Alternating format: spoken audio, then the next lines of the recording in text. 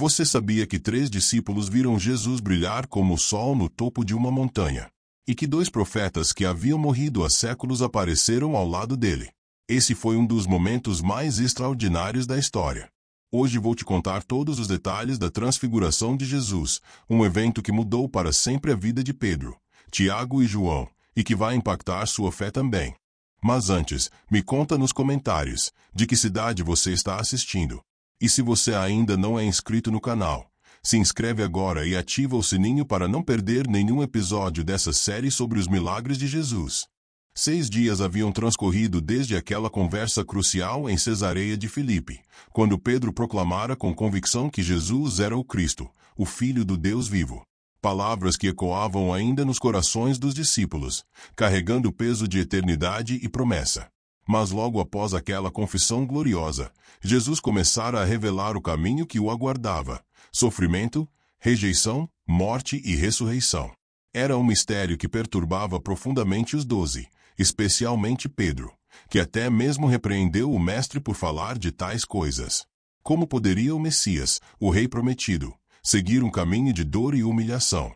As expectativas humanas chocavam-se contra os propósitos divinos, criando uma tensão que pedia resolução, uma luz que dissipasse as sombras da incompreensão. Foi nesse contexto carregado de questionamentos e expectativas conflitantes que Jesus tomou uma decisão singular.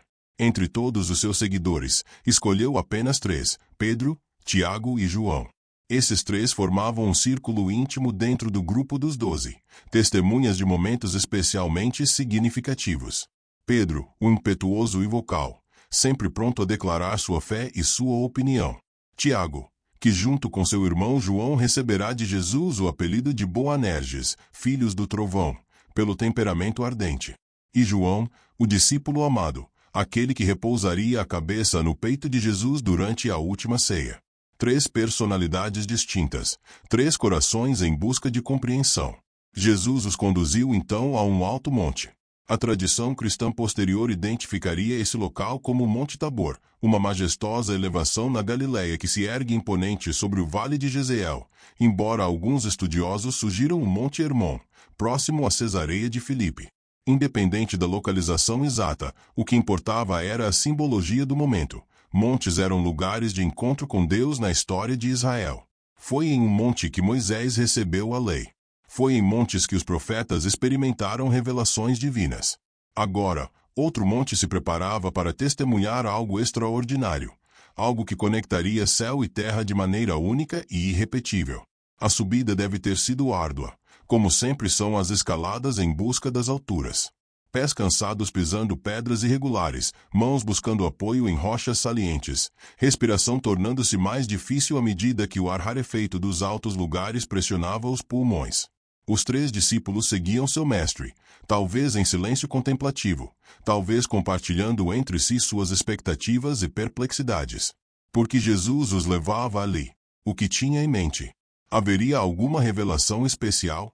O sol provavelmente já começava sua jornada descendente quando alcançaram o topo, aquele momento do dia em que a luz adquire uma qualidade dourada e especial, quando o mundo parece suspenso entre o dia e a aproximação da noite. No alto do monte, longe das multidões, distantes das demandas constantes que caracterizavam o ministério de Jesus nas planícies e vilas, havia espaço para algo diferente. Ali, acima das preocupações cotidianas, acima dos ruídos e confusões da vida comum, Jesus buscava oferecer a seus discípulos mais próximos uma visão que transcendesse o imediato. Eles precisavam ver além das circunstâncias aparentes, além do escândalo da cruz que Jesus anunciará. Precisavam de uma âncora para sua fé, uma memória luminosa que pudesse sustentá-los quando as trevas parecessem prevalecer. E Jesus, em sua sabedoria e amor, preparava-se para lhes dar exatamente isso. A atmosfera no topo do monte devia estar carregada de expectativa, ainda que os discípulos talvez não compreendessem plenamente o que estava por vir. O vento da altitude soprava suavemente, trazendo consigo o frescor da tarde. A vista se estendia por quilômetros em todas as direções, um panorama que revelava a beleza da criação de Deus. Mas tudo isso era apenas o palco, o cenário para algo infinitamente maior. Jesus estava prestes a puxar, por assim dizer, o véu que separava o visível do invisível, o temporal do eterno. Os 3 discípulos ali presentes estavam para testemunhar algo que nenhum olho humano havia visto antes e que pouquíssimos viriam depois. E então aconteceu. Ali, diante dos olhos assombrados de Pedro, Tiago e João, Jesus foi transfigurado. A palavra grega usada nos textos originais é metamorfo, de onde derivamos nossa palavra metamorfose, uma transformação completa, uma mudança de forma que vai além da superfície. Não foi uma simples alteração de aparência, como quando alguém muda de roupa ou adorna-se com ornamentos. Foi algo fundamental, ontológico, uma revelação da verdadeira natureza daquele que, por amor e missão, havia se revestido de humanidade. Por breves e intensos momentos, a glória que Jesus possuía desde antes da fundação do mundo brilhou através do véu de sua carne. Seu rosto começou a resplandecer como o sol em seu máximo fulgor. Imagine o impacto visual, o choque sensorial de presenciar tal fenômeno. O rosto que eles conheciam tão bem, que haviam visto expressar compaixão pelos enfermos, indignação diante da hipocrisia, tristeza perante a incredulidade, lágrimas diante da morte de um amigo. Esse rosto familiar agora emitia luz própria, uma luminosidade que não vinha de fonte externa refletida, mas que emanava de dentro. Como se a divindade contida naquele corpo humano finalmente encontrasse expressão visível. Era uma luz que não machucava os olhos mesmo sendo impossível de contemplar plenamente, uma luz que era simultaneamente física e transcendente. As vestes de Jesus tornaram-se brancas como a luz, resplandecentes de uma forma que nenhum alvejante terrestre jamais poderia produzir. Marcos, em seu relato, especifica que as roupas ficaram extremamente brancas, de tal forma que nenhum lavandeiro sobre a terra as poderia alvejar tanto. Mateus usa a expressão brancas como a luz, não simplesmente a ausência de cor ou sujeira, mas uma brancura que era em si mesma luminosa, radiante, como se cada fibra do tecido se houvesse transformado em luz solidificada. Era uma brancura que falava de pureza absoluta, de santidade inefável, de glória celestial e rompendo na dimensão material. Os 3 discípulos estavam testemunhando algo que os profetas antigos ansiaram ver, mas não viram. Daniel havia registrado visões do ancião de dias, cuja veste era branca como a neve. O profeta Ezequiel descrevera manifestações da glória de Deus que desafiavam a linguagem humana, comparando o resplendor divino a metais incandescentes e fogo ardente. João, em sua visão apocalíptica posterior registrada no livro do Apocalipse, veria o Cristo glorificado com o rosto brilhando como o sol em sua força. Mas ali, naquele monte, não era uma visão espiritual ou um êxtase profético. Era algo acontecendo diante deles, no mundo físico, tangível e real de uma maneira que transcendia o onírico. A transfiguração revelava algo essencial sobre a identidade de Jesus. Ele não era simplesmente um homem extraordinário que Deus havia escolhido e ungido, como eram os profetas. Ele não era meramente um porta-voz da divindade, um mensageiro que trazia palavras de outra esfera. Ele era, em sua própria pessoa, a divindade encarnada, Deus feito carne, habitando entre a humanidade. A glória que agora se manifestava não era emprestada ou concedida, era sua por direito e natureza. Por um momento sublime, os limites da encarnação se tornaram transparentes, e a realidade mais profunda de quem Jesus realmente era brilhou sem restrições. Essa transformação não foi confortável para os discípulos testemunharem. Lucas nos informa que eles estavam sobrecarregados pelo sono, mas permaneceram totalmente acordados e viram sua glória. Há algo na manifestação do sagrado que é simultaneamente atrativo e aterrorizante, que desperta no ser humano tanto o desejo de se aproximar quanto o instinto de recuar. Rudolf Otto, o teólogo alemão, chamaria isso de Mysterium Tremendum e Fascinas, um mistério que simultaneamente aterroriza e fascina. Os discípulos estavam experimentando isso em toda sua intensidade. Não havia como permanecer casual ou desinteressado diante de tal revelação. Cada fibra de seu ser estava alerta, cada sentido amplificado ao máximo. Mas a transfiguração de Jesus era apenas o início do extraordinário evento que se desenrolava no monte. De repente, apareceram 2 homens conversando com ele. E não eram homens quaisquer. Eram Moisés e Elias, 2 das figuras mais monumentais na história de Israel, gigantes da fé que haviam morrido, ou, no caso de Elias, sido trasladado, séculos antes. Sua presença ali era carregada de significado profundo, múltiplas camadas de simbolismo e teologia entrelaçando-se naquele momento único. Moisés representava a lei, a Torá, o fundamento da aliança entre Deus e Israel. Ele havia subido ao Monte Sinai envolvido em trevas, fumaça e fogo, e descido com o rosto resplandecente após contemplar a glória de Deus, ainda que apenas de relance, vendo suas costas conforme passou. Moisés fora o libertador de Israel, o mediador da aliança, aquele através de quem Deus estabelecera os termos do relacionamento com seu povo escolhido. Sua vida terminara de forma misteriosa. Deus mesmo o sepultara em lugar desconhecido. Mas a tradição judaica mantinha viva sua memória, e a expectativa de que um profeta como Moisés haveria de vir. Elias representava os profetas, aqueles que chamavam o povo de volta à fidelidade à aliança, que denunciavam a injustiça, que anunciavam tanto juízo quanto restauração. Elias fora o profeta do fogo, aquele que confrontara os profetas de Baal no Monte Carmelo, que fizera descer fogo do céu, que andara com Deus de maneira tão íntima que não experimentou a morte comum, mas foi levado ao céu num redemoinho de fogo. A tradição judaica aguardava ansiosamente o retorno de Elias como precursor do Messias, aquele que prepararia o caminho para a redenção final. Agora, esses dois gigantes espirituais estavam presentes, não em visão ou memória, mas em forma visível, tangível, real. Eles apareceram em glória, Lucas nos informa, compartilhando da mesma luminosidade celestial que emanava de Jesus.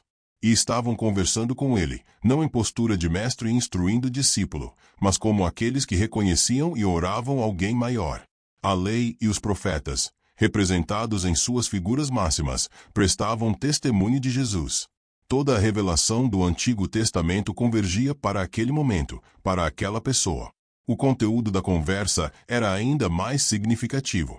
Lucas registra que falavam sobre a partida de Jesus, que ele estava prestes a cumprir em Jerusalém. A palavra grega usada é exodos, êxodo. Não era um termo aleatório. Remetia diretamente à grande libertação de Israel do Egito, o evento fundacional da história da nação. Mas agora, um novo êxodo estava em vista, uma libertação muito maior. Jesus estava prestes a libertar não apenas uma nação da escravidão física, mas toda a humanidade da escravidão do pecado e da morte. E esse êxodo seria consumado através de sua morte e ressurreição em Jerusalém.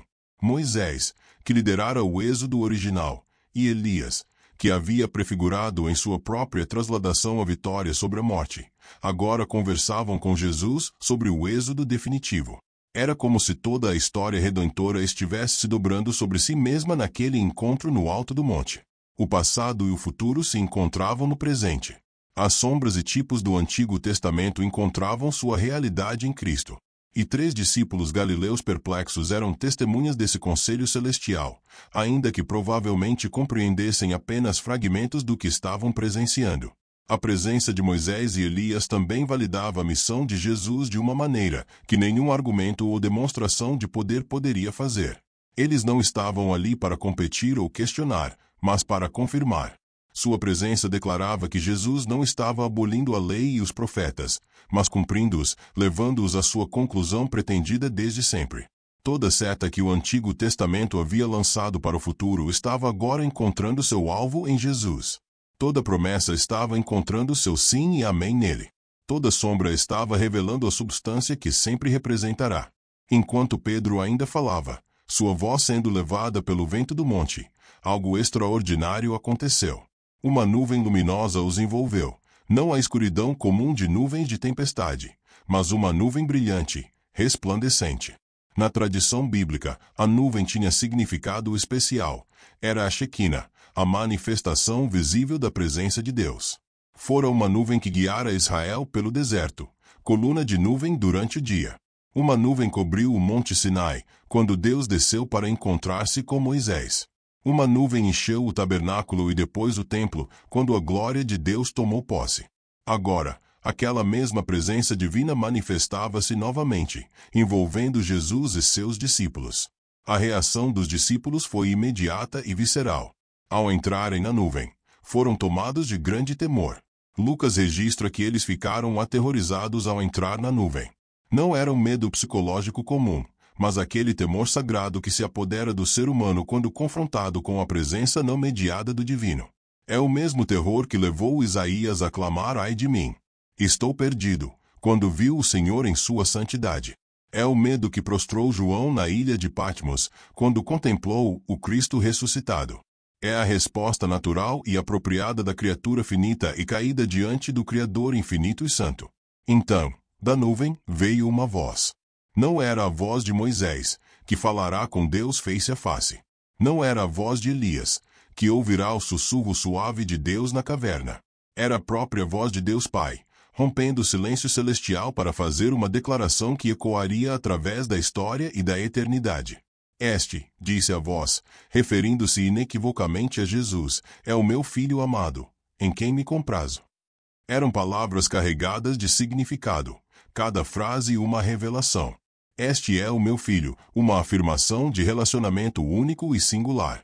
Não um filho entre outros, mas o filho, com o artigo definido implicando exclusividade. Era uma declaração de identidade divina, ecoando o Salmo 2, onde Deus declara ao seu ungido: Tu és meu filho, eu hoje te gerei. Jesus não era simplesmente um homem que alcançara a iluminação espiritual, ou que fora adotado como filho de Deus por seus méritos. Ele era, em sua própria essência e natureza, o Filho eterno do Pai, participante da própria divindade. Amado, uma palavra que revela não apenas relacionamento, mas afeto profundo, deleite, prazer. O Pai não meramente tolerava o Filho ou o aceitava. Ele o amava com amor perfeito, infinito, eterno. Era o amor que existia desde antes da fundação do mundo, o amor dentro da própria Trindade, o amor que motivaria o envio do Filho ao mundo. E esse amor não era segredo guardado nos céus, era proclamado publicamente naquele monte, diante de testemunhas humanas. Em quem me comprazo, uma afirmação de aprovação completa, de satisfação total. O Pai não tinha ressalvas sobre o Filho, não encontrava nele falha ou defeito. Tudo o que Jesus era, tudo o que fazia, tudo o que ensinava encontrava a aprovação completa do Pai. Essa declaração refutava por antecipação qualquer acusação que seria levantada contra Jesus. Os líderes religiosos poderiam acusá-lo de blasfêmia, de quebrar o sábado, de associar-se com pecadores. Mas o Pai declarava seu completo agrado no Filho. Mas a voz divina não parou com a declaração de identidade e aprovação. Acrescentou um imperativo: escutai-ó. Aqui estava a resposta à proposta de Pedro de construir 3 tendas. Não, Pedro. Não iguales Jesus a Moisés e Elias. Não os ponhas no mesmo nível. Moisés teve sua função, Elias teve seu papel, mas agora a revelação final chegou.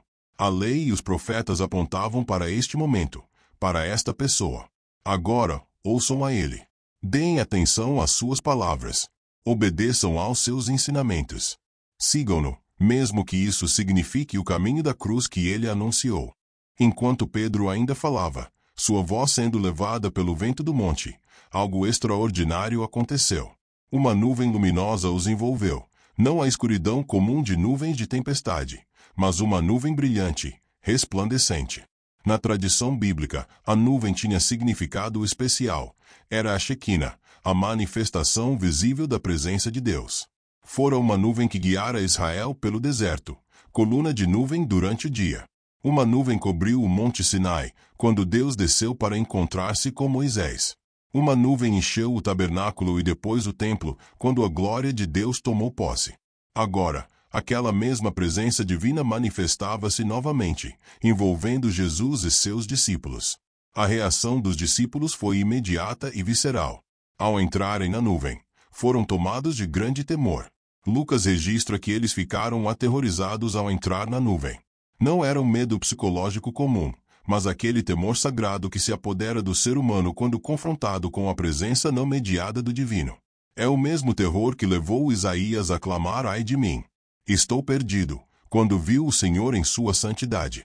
É o medo que prostrou João na ilha de Patmos, quando contemplou o Cristo ressuscitado. É a resposta natural e apropriada da criatura finita e caída diante do Criador infinito e santo. Então, da nuvem, veio uma voz. Não era a voz de Moisés, que falará com Deus face a face. Não era a voz de Elias, que ouvirá o sussurro suave de Deus na caverna.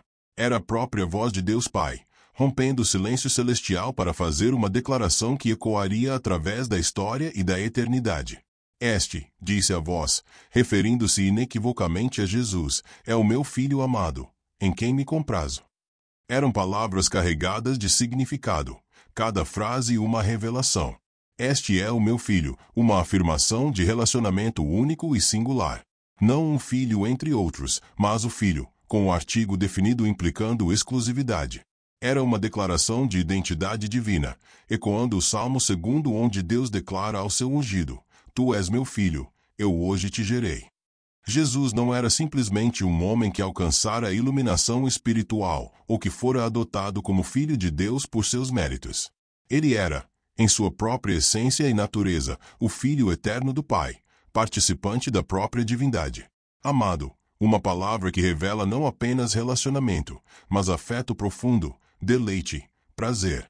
O Pai não meramente tolerava o Filho ou o aceitava. Ele o amava com amor perfeito, infinito, eterno. Era o amor que existia desde antes da fundação do mundo, o amor dentro da própria Trindade, o amor que motivaria o envio do Filho ao mundo. E esse amor não era segredo guardado nos céus, era proclamado publicamente naquele monte, diante de testemunhas humanas. Em quem me comprazo, uma afirmação de aprovação completa, de satisfação total.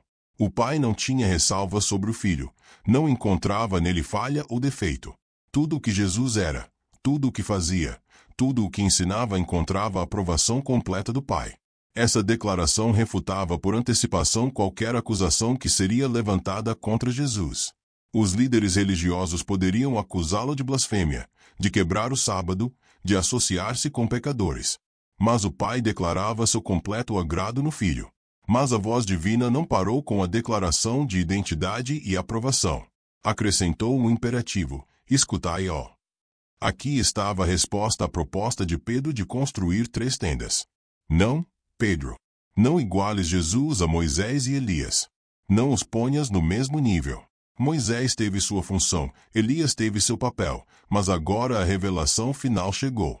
A lei e os profetas apontavam para este momento, para esta pessoa. Agora, ouçam a ele. Deem atenção às suas palavras. Obedeçam aos seus ensinamentos. Sigam-no, mesmo que isso signifique o caminho da cruz que ele anunciou. Quando aquela voz majestosa ecoou desde a nuvem brilhante, atravessando o ar rarefeito do alto monte e penetrando até o âmago do ser dos 3 discípulos, a reação foi instantânea e incontrolável. Eles caíram com o rosto em terra, prostrados não por escolha deliberada, mas pela força esmagadora da presença divina. Era como se a gravidade da santidade de Deus os houvesse puxado para baixo, impossível de resistir. Seus corpos simplesmente não podiam permanecer eretos diante daquela manifestação de majestade transcendente. Mateus registra que eles ficaram tomados de grande medo. O termo grego usado aqui é intenso, transmitindo não apenas receio ou apreensão, mas terror genuíno, o tipo de medo que paralisa, que remove toda confiança própria, que faz o ser humano agudamente consciente de sua pequenez, fragilidade e pecaminosidade diante do Santo. Não era o medo de serem fisicamente feridos, mas algo mais profundo, o reconhecimento existencial de que estavam diante de algo completamente outro, algo que transcendia todas as categorias de sua experiência ordinária. Ali estavam eles, caídos por terra, possivelmente tremendo, certamente incapazes de olhar para cima, processando o que acabará de acontecer. Haviam visto Jesus transfigurado.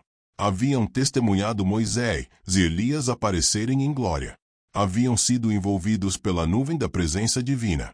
E agora haviam ouvido a própria voz de Deus Pai declarando inequivocamente quem Jesus era. Era sobrecarga sensorial e espiritual total, mais do que a psique humana estava equipada para processar sem ser completamente dominada. Quanto tempo permaneceram assim prostrados? Não nos é dito. Podem ter sido apenas segundos que pareceram uma eternidade, ou minutos que passaram num borrão de medo e maravilhamento. Mas então, algo mudou. Alguém se aproximou deles. Passo suave sobre o solo rochoso do monte. E então um toque, mãos humanas, calorosas e reais, pousando sobre eles. Era Jesus. O mesmo que momentos antes resplandecia com glória divina impossível de contemplar, agora tocava-os com a familiaridade de um amigo, de um mestre que conhece profundamente seus discípulos. Levantai-vos, disse Jesus, sua voz carregando autoridade mas também ternura, e não temais. Eram palavras simples, mas carregadas de compaixão e compreensão. Jesus sabia que eles estavam aterrorizados. Sabia que a experiência os havia dominado completamente. E em vez de repreendê-los por seu medo ou de esperar que simplesmente o superassem por conta própria, ele veio até eles, tocou-os, ofereceu-lhes suas palavras de encorajamento. Era um momento de ternura divina no meio de uma revelação de glória celestial. O toque de Jesus é profundamente significativo. Deus não é uma força impessoal, uma energia cósmica, um princípio filosófico abstrato. Ele é pessoal, relacional, capaz de ternura. E na encarnação, Deus literalmente tocou a humanidade e permitiu-se ser tocado. Jesus, que havia tocado leprosos tornando-os limpos, que tocará olhos cegos fazendo-os ver, que tocará caixões interrompendo funerais com ressurreição, agora tocava discípulos paralisados pelo medo sagrado, restaurando-lhes a coragem e a capacidade de se erguerem. Não temais, essas palavras aparecem repetidamente nas Escrituras, desde Gênesis até Apocalipse. São palavras que Deus e seus mensageiros pronunciam frequentemente quando se encontram com seres humanos, porque a reação humana típica ao divino é exatamente o medo. Mas Deus não deseja que permaneçamos paralisados pelo terror. O temor inicial, o reconhecimento reverente de sua santidade e nossa pecaminosidade, é apropriado. Mas não devemos permanecer prostrados em pânico. Há uma diferença entre o temor reverente, que é o princípio da sabedoria, e o medo paralisante, que nos impede de responder ao chamado divino. Jesus os estava chamando a se levantarem, tanto literal quanto figurativamente. Era hora de sair da prostração aterrorizada e entrar numa posição de relacionamento restaurado, de caminhar com Ele. A glória havia sido revelada, a voz do Pai havia sido ouvida, mas a missão continuava. Não podiam permanecer no chão do monte para sempre. Havia trabalho a ser feito, caminhos a serem percorridos, uma cruz a ser abraçada, além dela, uma ressurreição a ser testemunhada. Jesus os estava preparando para tudo isso, não os deixando consumidos pelo medo, mas restaurando-os para que pudessem prosseguir. Então Pedro, Tiago e João ergueram os olhos. Foi um ato de coragem, depois de tudo que haviam presenciado, abrir os olhos novamente, olhar ao redor, ver o que ainda estava lá.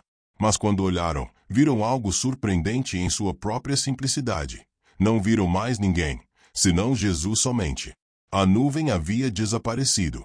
Moisés e Elias haviam partido, retornando àquele lugar de onde haviam vindo. A luz sobrenatural que transformará Jesus havia se recolhido novamente. Ali estava seu mestre, com aparência ordinária mais uma vez, Jesus de Nazaré em forma humana comum. Mas nada estava realmente como antes. Embora externamente tudo parecesse ter retornado ao normal, internamente algo fundamental havia mudado irrevogavelmente para aqueles três homens. Eles haviam visto além do véu. Haviam testemunhado a glória que Jesus normalmente mantinha oculta sob o manto de sua humanidade. Suas retinas haviam captado luz que não era deste mundo. Seus ouvidos haviam escutado a voz do próprio Deus. Não há como passar por tal experiência e permanecer inalterado. Jesus somente. Essas duas palavras capturam algo essencial não apenas sobre aquele momento, mas sobre toda a fé cristã. Ao final, é sobre Jesus. Moisés e Elias, por mais significativos que fossem, eram preparação, prefiguração. A lei e os profetas cumpriam seu propósito apontando para Cristo. Mas agora que Cristo havia vindo, agora que a realidade estava presente, as sombras podiam se retirar. Não é que Moisés e Elias se tornassem irrelevantes, suas escrituras ainda seriam lidas e estudadas. Mas eles deveriam ser entendidos em relação a Jesus, não Jesus em relação a eles. Jesus então começou a descer o monte com os três discípulos. A experiência no topo havia sido extraordinária, mas não poderia ser permanente. Havia pessoas no sopé do monte, pessoas precisando de ajuda, de ensino, de cura. Havia uma missão a cumprir. A descida de volta à vida comum era parte essencial da jornada espiritual. O Monte da Transfiguração não era o destino final, mas um ponto de parada para reorientação, renovação e confirmação. Enquanto desciam, a realidade prática começava a se reacertar. Os pés voltavam a sentir as pedras irregulares do caminho. A respiração tornava-se mais fácil à medida que o ar se tornava mais denso. Os sons do mundo abaixo começavam a alcançar seus ouvidos, vozes distantes, talvez animais, o vento nas árvores. Era o retorno ao ordinário, mas eles não eram mais as mesmas pessoas que haviam subido. Carregavam agora uma memória que os marcaria para sempre, uma âncora de certeza para os dias difíceis que viriam. E enquanto caminhavam montanha abaixo, Jesus lhes deu uma instrução específica, registrada em Mateus: a ninguém conteis a visão, até que o Filho do Homem seja ressuscitado dentre os mortos. Era uma ordem de silêncio temporário, um segredo que deveriam guardar até o momento apropriado. Não deveriam sair proclamando o que haviam visto, não ainda. Havia razões profundas para essa instrução, razões que se tornariam claras apenas após a ressurreição. O testemunho pleno daquele evento glorioso teria seu tempo, mas esse tempo ainda não havia chegado. A ordem de silêncio também protegia os discípulos de interpretações precipitadas. Se contassem o que haviam visto antes de compreenderem adequadamente seu significado, antes de testemunharem a morte e ressurreição de Jesus, poderiam comunicar uma mensagem distorcida, um messianismo de glória sem cruz, de poder sem sofrimento. A transfiguração só poderia ser plenamente compreendida à luz da Páscoa. O esplendor do monte ganhava seu significado completo quando colocado ao lado do escândalo do Gólgota e do triunfo do túmulo vazio. A transfiguração de Jesus no monte não foi um episódio isolado e desconexo no ministério terreno do Salvador. Foi, antes, um momento estrategicamente posicionado por Deus para cumprir múltiplos propósitos na preparação dos discípulos e na revelação progressiva de quem Jesus realmente era. Olhando retrospectivamente através da lente de toda a narrativa do Evangelho, podemos discernir camadas e camadas de significado naquele evento extraordinário que ocorreu no alto do monte, longe dos olhos das multidões. Primeiro e fundamentalmente, a transfiguração foi uma confirmação dramática da identidade divina de Jesus. Nos dias que precederam aquele momento, Jesus havia perguntado aos discípulos quem eles diziam que ele era, e Pedro proclamara: "Tu és o Cristo, o Filho do Deus vivo." Mas confissões verbais, por mais sinceras, podiam vacilar sob pressão. A transfiguração gravou aquela verdade não apenas nas mentes dos discípulos, mas em suas memórias sensoriais. Eles haviam visto com seus próprios olhos a glória divina de Cristo. Haviam ouvido com seus próprios ouvidos a declaração do Pai. Não era mais questão de doutrina abstrata ou esperança teológica, era realidade testemunhada.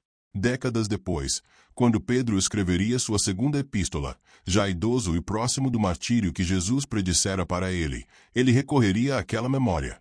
Porque não seguimos fábulas engenhosamente inventadas quando vos demos a conhecer o poder e a vinda de nosso Senhor Jesus Cristo, mas nós mesmos fomos testemunhas oculares da sua majestade. Pois ele recebeu de Deus Pai honra e glória, quando da glória magnífica lhe foi enviada a seguinte voz: "Este é o meu Filho amado, em quem me comprazo." Ora, esta voz, vinda do céu, nós a ouvimos quando estávamos com ele no Monte Santo. A transfiguração também serviu como preparação essencial para o escândalo da cruz.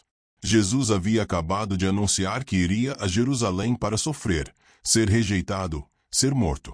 Para mentes moldadas por expectativas messiânicas de triunfo político e glória militar, isso soava como derrota, fracasso, o fim de todas as esperanças. Como poderiam reconciliar a ideia de um Messias sofredor com suas expectativas de um reino glorioso? A transfiguração respondeu antecipadamente a essa tensão. Mostrou que o sofrimento vindouro não representava derrotismo de um sonho fracassado, mas o cumprimento deliberado de um plano divino. Jesus não estava caminhando para a cruz por fraqueza, mas por escolha soberana, e sua verdadeira glória não seria diminuída pela crucificação. Quando as trevas cobrissem Jerusalém, quando Jesus pendesse na cruz, quando parecesse que tudo estava perdido, Pedro, Tiago e João teriam uma memória para se agarrarem. Eles haviam visto sua glória. Sabiam quem ele realmente era. A cruz não era a última palavra. A transfiguração já havia prenunciado algo além, algo transcendente. E de fato, Tiago seria o primeiro dos apóstolos a morrer como mártir, e ele enfrentaria a morte com a coragem daquele que havia visto além do véu. Pedro, eventualmente crucificado de cabeça para baixo segundo a tradição, não recuaria de seu testemunho porque conhecia a realidade da glória de Cristo. A presença de Moisés e Elias teve seu próprio peso teológico considerável. Eles representavam a totalidade da revelação do Antigo Testamento, a lei e os profetas, agora dando seu aval a Jesus, reconhecendo-o como aquele para quem todas as Escrituras apontavam. Essa validação era crucial. Jesus não estava estabelecendo uma nova religião, que rompia com o passado de Israel. Ele estava cumprindo tudo aquilo que Deus havia prometido desde o princípio. A continuidade entre Antigo e Novo Testamento estava personificada naquele encontro no alto do monte. Além disso, a discussão entre Jesus, Moisés e Elias sobre o êxodo que ele estava prestes a cumprir em Jerusalém conectava explicitamente sua morte e ressurreição vindouras com o grande tema libertador que percorria toda a Escritura. Assim como Moisés liderara Israel para fora da escravidão no Egito, Jesus lideraria toda a humanidade para fora da escravidão do pecado. Assim como o êxodo original envolveu o sacrifício de cordeiros na primeira Páscoa, o novo êxodo seria consumado através do sacrifício do Cordeiro de Deus que tira o pecado do mundo. A ordem de silêncio que Jesus impôs aos discípulos, não contar a ninguém sobre a visão até que ele ressuscitasse, também merece reflexão. Jesus estava gerenciando cuidadosamente a revelação progressiva de sua identidade e missão. Cada coisa tinha seu tempo apropriado. Uma proclamação prematura da transfiguração poderia alimentar os entendimentos messiânicos equivocados que Jesus constantemente combatia. A expectativa de um Messias conquistador político que estabeleceria um reino terreno pela força. Somente após a ressurreição, quando o padrão completo da morte e vitória sobre a morte estivesse claro, a transfiguração poderia ser adequadamente compreendida e comunicada. A transfiguração também nos ensina sobre a natureza da revelação divina e da experiência espiritual. Deus se revela, mas em seus próprios termos e tempo. Pedro queria construir tendas, prolongar o momento, institucionalizar a experiência. Mas Deus interrompeu com sua voz, redirecionando o foco para Jesus e para a obediência a Ele. Experiências espirituais elevadas têm seu lugar, podem fortalecer a fé, renovar o compromisso, oferecer vislumbres da realidade transcendente. Mas não são a totalidade da vida cristã. Devemos descer do monte para servir no vale. Devemos traduzir visão em missão, êxtase em ética, revelação em obediência prática. O fato de que apenas 3 discípulos foram escolhidos para testemunhar a transfiguração também ensina algo importante. Nem todas as experiências são para todos. Deus chama diferentes pessoas para diferentes níveis de intimidade e revelação, segundo sua sabedoria. Pedro, Tiago e João foram escolhidos para testemunhar não apenas a transfiguração, mas também a ressurreição da filha de Jairo e a agonia de Jesus no Getsêmani. Eles formavam um círculo íntimo, não por merecimento superior, mas por chamado soberano. E com maior revelação veio maior responsabilidade. Seus testemunhos posteriores sustentariam a igreja primitiva. Para os cristãos através dos séculos, a transfiguração serve como uma janela para a glória final que aguarda. O Jesus que subiu aos céus após a ressurreição é o Jesus transfigurado, agora permanentemente glorificado. E a promessa escriturística é que aqueles que creem serão transformados à sua semelhança, compartilhando de sua glória. Paulo escreveria aos Filipenses que Cristo transformará o corpo de nossa humilhação, conformando-o ao corpo da sua glória. A transfiguração, assim, é uma prévia da glorificação futura de todos os remidos. Teologicamente, a transfiguração ilumina o mistério da pessoa de Cristo, plenamente humano e plenamente divino. Mesmo durante seu ministério terreno, quando a divindade estava velada pela humanidade, ela estava lá, real e completa. A transfiguração foi um breve momento quando o véu se tornou transparente, quando a glória intrínseca de Cristo brilhou através de sua humanidade. Mas essa glória não foi acrescentada a ele no monte, ela sempre estivera lá. Ele era, como João escreveria, o Verbo feito carne, cheio de graça e de verdade. O imperativo divino escutaió ressoa através dos séculos como o mandamento central da vida cristã. Acima das múltiplas vozes que competem por nossa atenção, acima das filosofias e ideologias deste mundo, acima até mesmo das boas vozes de tradição e razão. A voz de Jesus deve ter primazia. Ele é a palavra final de Deus, a revelação suprema, aquele que tem palavras de vida eterna. Escutá-lo não é meramente ouvi-lo, mas obedecer, conformar nossa vida aos seus ensinamentos, seguir seu exemplo mesmo quando isso signifique abraçar a cruz. Finalmente, Jesus somente tornou-se um tema central da espiritualidade cristã. Ao fim, nossa fé não é sobre sistemas teológicos elaborados, tradições religiosas complexas ou experiências místicas extraordinárias. É sobre uma pessoa, Jesus Cristo, o Filho de Deus, crucificado por nossos pecados, ressuscitado para nossa justificação, reinando em glória e voltando em majestade. Conhecê-lo, amar a Ele, segui-lo, ser transformado à sua imagem. Isso é o cristianismo em sua essência mais pura. Tudo o mais é secundário, derivado, instrumental. A transfiguração permanece como um dos momentos mais extraordinários na vida terrena de Jesus, uma intersecção singular de céu e terra, divindade e humanidade, glória velada e glória revelada. Para Pedro, Tiago e João, foi uma memória que carregariam pelo resto de suas vidas, uma âncora de certeza em meio às tempestades da dúvida e perseguição. Para a Igreja através dos séculos, tem sido uma fonte inesgotável de reflexão teológica, inspiração espiritual e confirmação da fé. E para cada crente individual, serve como lembrete de que por trás das aparências ordinárias da fé cotidiana está uma realidade gloriosa, um Cristo que é digno de toda adoração, obediência e amor, hoje, amanhã e pelos séculos eternos. Amém. E assim foi. Agora, me conte aqui nos comentários de que cidade você está assistindo esse vídeo. E se você ainda não é inscrito no canal, se inscreve agora e ativa o sininho para receber mais conteúdo da Palavra de Deus. Com isso, a transfiguração nos mostra que Jesus é o Filho glorioso de Deus, e a ordem do Pai é clara. Ouçam o que ele diz. Cristo continua falando hoje através da sua palavra. Não ignore sua voz. Que o Senhor abra os seus ouvidos espirituais para ouvir sua voz com clareza e que a glória de Cristo transforme a sua vida. Fique na paz do Senhor.